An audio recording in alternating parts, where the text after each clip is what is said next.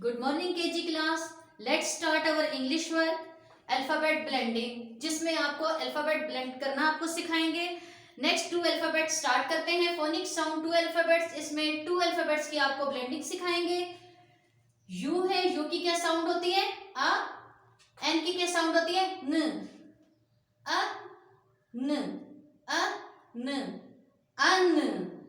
एक दफा फिर रिपीट करते हैं। अ न, अ न, अ न, अन। उम्मीद है आप सीख चुके होंगे।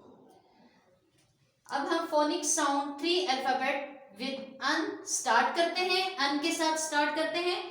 अ न, ब, अन, ब, अन, बन। अ न, अन, फ, अन, फ, अन, फन। अ न, अन, ग, अन, ग, अन, गन।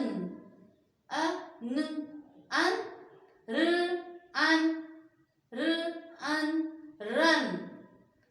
अ न, अन, स, अन, सन, स, अन, सन। एक दफा फिर रिपीट करते हैं।